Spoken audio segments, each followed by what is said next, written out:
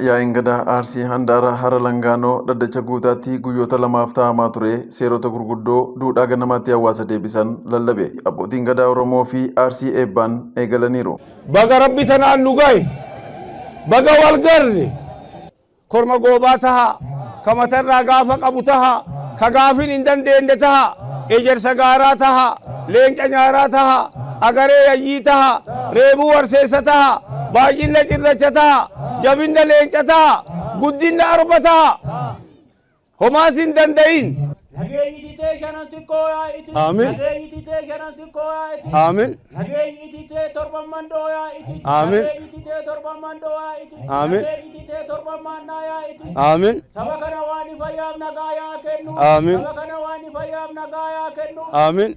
Sabni kuni saba nagaa harka muraa fi harma muraa aanoleeti asi. Ummanni sikkoo mandoo arra mataan isaa wal arge, ummanni sikkoo mandoo manna arra mataan isaa wal arge. Korri kun kora milkii haa ta'u. Amin. Yaa'iin kun yaa'ii milkii haa ta'u. Amin. Yaa'iin kun Edaa nuti nama matee min Arsii sikkoo mandoo asirratti si waaramna. Amin. Oromoo tolchii lamee matatoo si waayisona. Amin. Reefeen meeshaa hundi tuni geeba baltoon si waayisona. Amin. Yaa'in gadaa Arsii kottu dhufee Oromoon Arsii dhimma tokko ittiin fixatuun eegalameera. Miseensonni gadaa Arsii fi maanguddoonni kottu dhufeen yaa'ichaa jalqabaniiru. Yaa'in Arsii hara Langaanoo dhaddacha guutaatti geggeeffamaa ture murtiiwwan gurguddoo ja'a kanneen akka dhaddachoonni odaa roobaa jala jiran diddaman hojii eegaluu, heera fuudhaa fi heerumaa, godaansa seeraan alaa, safuu fi safeeffannaa nageenyaa fi qabeenya uumamaa kunuunsuu lallabameera. Yaadi gadaa Arsii dhaddacha guutaa irratti irra bulee irra ciisee mari'atee qoree qorsiisee murate isinii dubbisaa ammallee na offolcha. Qabxiilee gurguddoo jaha muratanii achi jala murtiilee jajjaboo jira afaan isaanii ta'ee isinii dubbisa. Tokko dhaddachoonni odaa roobaa jala jiran hundumtuu diddamman deebi'anii saaqamuu qabu, deebi'anii saaqamanii hojii eegaluu qabu. Muramtee muri jedhanii muratan. Dhaddachoonni hunduu wal qixaa muramtee muri.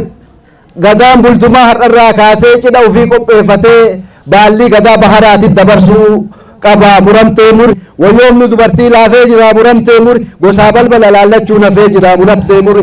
Intalli heeruma dhabdee jirti muramtee muri. Ilmi fuudha dhabee jira muramtee muri. Ijoolleen maatii dhabdee jirti muramtee muri. Gambarri aadaa teennaa miti muramtee muri. Diiggaan gaa'elaa baay'atee jira muramtee muri. Fuudhaa heerumni uumee ganamaatti deebi'aa muramtee muri. Kadhata aadaatti deebi'aa muramtee muri. Qaraxa aadaatti deebi'aa muramtee muri. Nama kana tarkaanfatte murtii hambaattu akka uumee ganamaatiin isa dhaqqabaa muramtee muri. Godaansa seera alaatiin ilmaa intalli galaanaaf gammoojjii dhumaa jirti muramtee muri. Dallaalatu ijoollee gowwoomsee gammoojjiif galaanatti fixaa jira muramtee muri. Yeroo ammaa nageenyi kiyya boorahee jira muramtee muri. Bobba'aa galaan jiru muramtee muri. Qotatee galfataan jiru muramtee muri. Abbaa gadaatu si waamee gali muramtee muri. Haadha siinqeetu si waamee gali muramtee muri.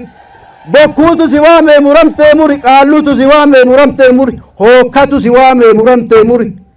Waatatu si waamee muramtee muri. Waaqatu si waamee muramtee muri. Oromoon ajjeesu muramtee muri. Oromoo ajjeese diina Oromooti muramtee muri. Yoo kana tarkaanfatte jilba hambaatiin sitti yaati muramtee muri. Qabxiin jaheessoof inni dhuma waahee qabeenya uumamaati. Bosonni lubbuu muramtee muri. Isa malee jiruun hin jirtu muramtee muri. Maddaa margatu gogaa muramtee muri. Bineensatu mana dhabaa muramtee muri. Gaaratu gufufaa muramtee muri. Gaaddisattu dhabamaa muramtee muri.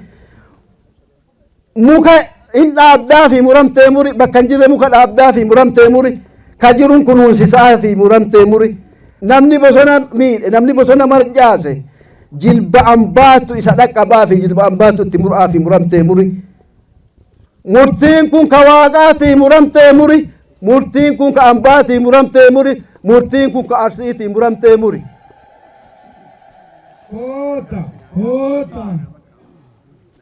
amma isin jilba kana ooltaa fi kenne muramte gadaa boodaatii dabarsaa kenne muram qora waliin waamsisee gadaan jilba ergaa kenne muramte adduma kiyya irra oolu kenne muramte gadaan namarsee taa'aa fi kenne muram amma qorti qorii tanaan jilba fiixeeti gadaan arsii sadiinii ka odaa roobaati qorii jilba naa dabar Kota.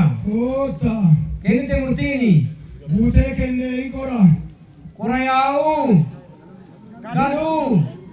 Galuu isinii gala. Alaa nagaan gala. Ambaa isiniyyuu. Ambaa qorii nyaadhu warraa bulii kennee muramte amma jilbeessa jiraa kenne gadaa goodaa jiraa kenne muramte gadaan goodaa kunoo ka odaa roobaana bira taa'anii fi kenne muramte itti godaansaa kanallee kana bira duukaa itti godaansifadha. Murtiin arra goonne kun nuhin ilmaan arsee osoo taanu torbaanii shanan ambaa dhageettee jetti Oromoon Arsii nu torbaanii shanan ambaatii muramte goode murtiin muramte tun hundi isii murtiin amma muramte tun maraahuu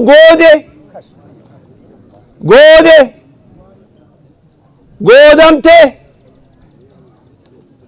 fuudhaa heeruma irratti ta murtoofte goodamte eegana ammoo godaanna seeran alaa ta jedhamtee muramte sun illeen goodamte dhaddachin deebi'a jedhame goodamte eegana ammoo safuuf safeeffannaan kaleessa abbootiin keenya jette sun goodamte mariin Arsiin sikkoo mandoo arraasitti walitti dhuftee goodamte gadaan roobaaf gabbinna haa taatu.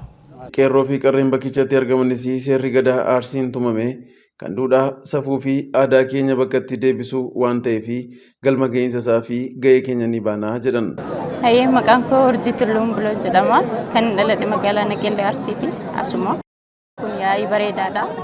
Aadaan Arsii duudhaa isaatitti kakaleessatti deebi'uu isaatitti hedduu tokko itti gammanna.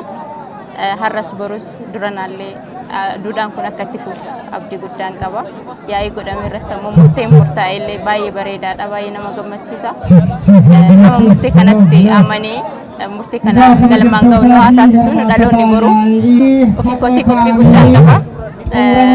Akkasumas ana qofa hojii hin ta'in dhaloonni nuti boodarra jiru murtiin keenya yoo kaka'umsa guddaa kan ta'aniif yaa'iin baay'ee murtee guddaadha. Komandoo keenya aadaa keenya eenyummaa keenya cidha keenya jennee asitti argamne asumarraa eegalaa ammas immoo borus anis waan kan itti hojjechuudhaaf waan har'a abbootiin gadaa karaa isaan kaayan kana tumaa isaan tuman kana ittiin buluudhaaf akkaataa har'a isaan karaa nuu kaayan kana ittiin buluudhaaf ittiin makaffamuudhaaf qophiidha.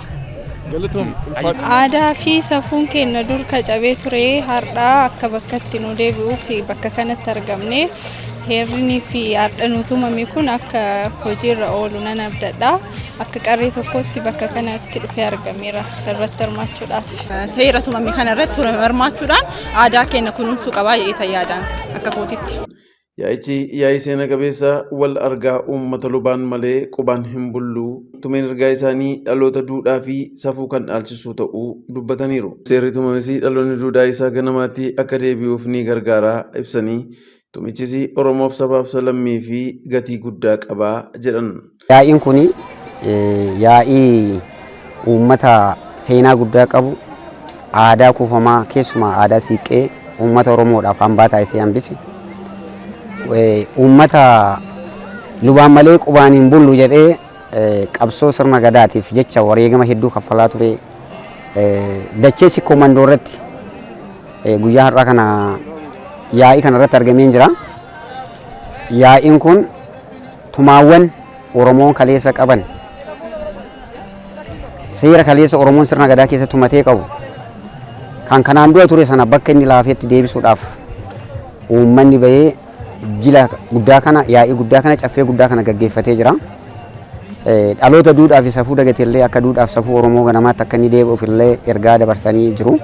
Seerri amma isaan tuman kun Oromiyaa guutuu dachee Oromiyaa guutuu Oromoo sikkoo mandoo qofaaf otoo hin taane Oromoo Booranaa Baareentuu Booranaa Oromoo Sabboo Goonaa Oromoo Raayyaa Saboo Oromoo Ituu Uumbanna Arfan Qalloo Oromoo Maccaaf Tuulamaa Kana hundaafillee tumaan kun kan bu'aa buusuu fi uummanni keenya hundaafillee dhaloonni gara duudhaa isaa ganamatti akka deebi'u gara sirna gadaatti akka deebi'u Oromoon tumaallee akka qabu seerallee akka qabu heerallee akka qabu safuullee akka qabu seera uumamaallee akkamitti akka Oromoon tumuu akka danda'u tumees akka lafaa qabu nama waan irraa hubadheef kun uummata Oromoo hundaa bu'aa guddaadha. Saba biraatiif immoo innillee fayyadamaadha.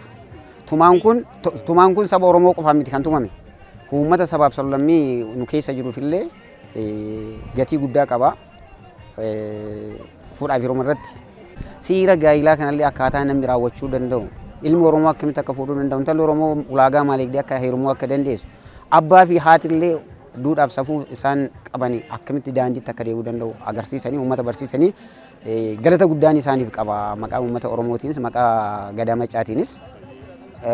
Gama biraatiin sirna akkasii kun Oromoo Baalixaa Kibbaa Kaabaa olitti fida.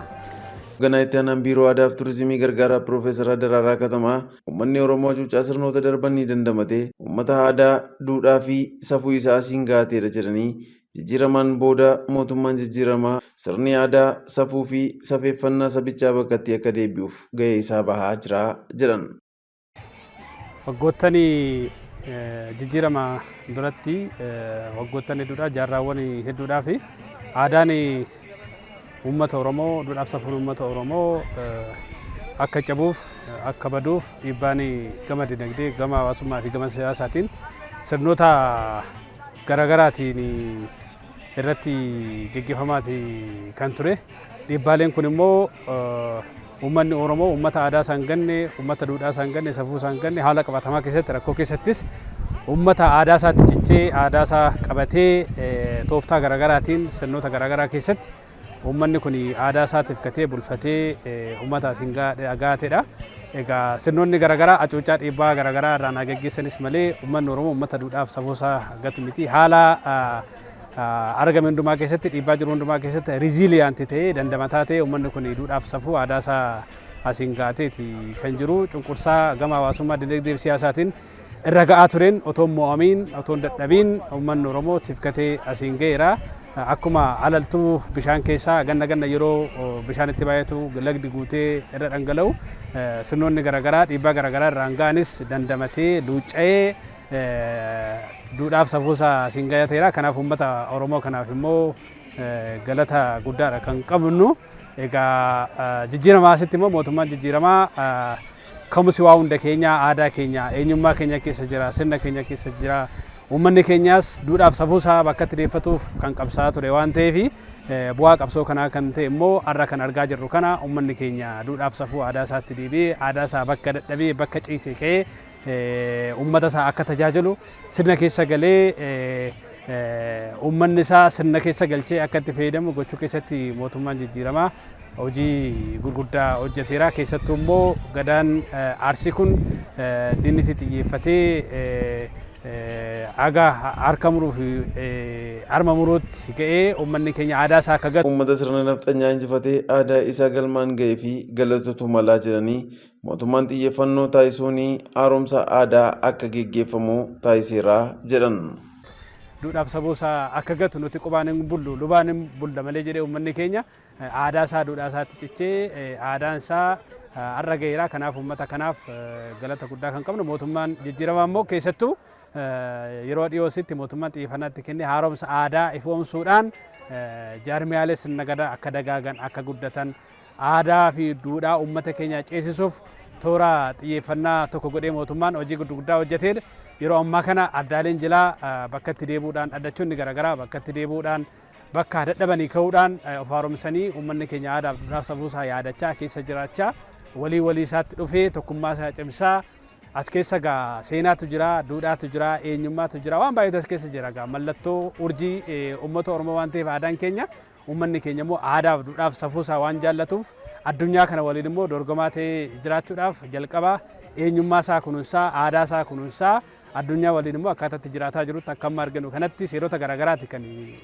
muramaa ture godaansa irratti kunuunsa qabeenya uumamaa irratti nageenya irratti akkasumas ajandaa uummanni Oromoo ajandaa koo ta'ee yeroo ammaa kana aadaa isaa kunuunsuuf duudhaa isaatti deemuudhaaf hojjetaa jiru irratti abbootiin gadaa keenya yaa'ii gadaa yaa'a isaa irratti hojii akkasii hojjetaati kan jiru. Uummanni keenya immoo duudhaaf safuu isaatti deebi'ee aadaa isaatti deebi'ee jiruuf jireenya isaa hawaasummaa isaa dinagdee isaa siyaasa isaa sirna gadaa keessatti sirni gadaa waan hundumaa of keessaa waan qabuuf addunyaatti akka bahu walii isaa akka hoogganu abbootiin gadaa keenya illee dhaamsanuu dhaamaniiru. Mootummaan immoo xiyyeeffannaa guddaatti kennee aadaa uummataa kunuunsuu irratti eegsisuu irratti tiksuu irratti akka beekamu sammuu namaa keessatti tooftaatti uummanni Oromoo uummata biraatti walitti dhufu akkasumas immoo addunyaa irratti eenyummaa isaa aadaa duudhaa isaa itti kabajatu taateewwan akkasii kana sirnoota uummanni Oromoo qabu jajjabeessuu tiksuu fi beeksisuun baay'ee murteessaadha waan ta'eef egaa kana hojjetamaa kan jiru.